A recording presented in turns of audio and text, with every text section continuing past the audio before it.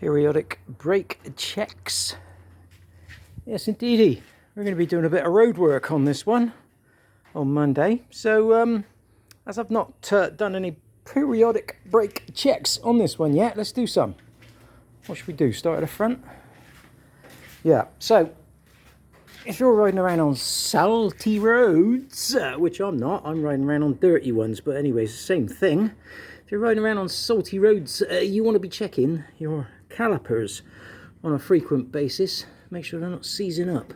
Also, if you're using the thing hard, like you should do, they'll also do the same thing because the heat will boil off the grease in the sliding pins. Now, anyway, what you need to do, get a lever bar. Let's get down here. I'm having trouble moving around because I did get smashed off my bike a week ago and the pain is still real. Right, go down the, where are we? Go down the back of your brake pad there, but don't leave her on the brake pad, just leave her on the metal bit, right? You should be able to, without any force at all, push your pistons back in on your caliper. Now if you do feel a lot of force there, then your pistons are not going back, your pistons are not sliding back into your caliper. I'm going to do a video on that next, because that one over there has got that issue. So anyway, that one over there is not the subject of today. Once you've done that, you need to point the camera at what you're actually doing. Right. Now, you should be able to, you can probably just make this out. Yeah, I can just about make that out. Look, see that? See how I'm sliding the caliper in and out? Well, that means your caliper's free sliding.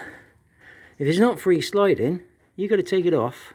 You've got to clean this out, preferably with a cotton bud and stuff, and then re-grease it with some high temperature grease. Or I use graphite. But anyway, that's what you need to do, because these need to be free and slidey. Also, check the condition of your rubbers. They don't last forever.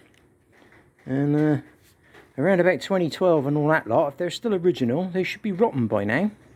Right, once you've got your caliper free sliding, don't forget this bit before you ride away. You've got to pump your piston back out. Alright, piston's back out. Final check. Is the wheel binding? No. The wheel's spinning lovely. That's good enough for that one. And of course you want to look right down in there. Can't get a camera in past the spokes, but you can get your head in there.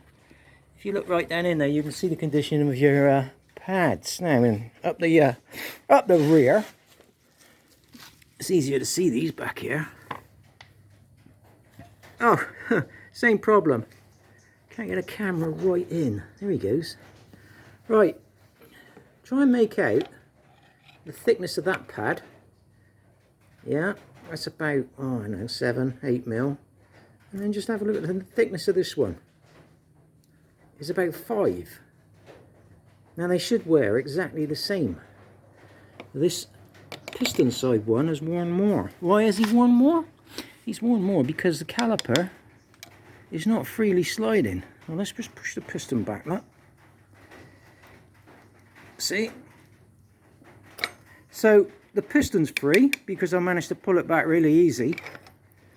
And like I said, don't go jamming the lever bar actually on the pad material. There's plenty of spare metal you can put it on. So now we've got that piston right back, we want to check this caliper. I know this one is sliding. He's a little bit stiff, but you're still doing it by hand. But as I've got to change Le Tyrone because it's bold, when I get in there I shall give that a little bit of a service. Anyway, back up here, don't forget your piston. And we were talking about the rubbers. Let's stay on that thing. No, that's actually turned, that's like chewing gum. That's actually rotten, that rubber. So I need some spare parts. Right, so that's pretty much. It's hard to look at what you're doing and remember to point the camera at the same thing. But that pretty much covers checking your calipers out in a nutshell. Plenty more of this on my Facebook page. But that'll do for now. Later.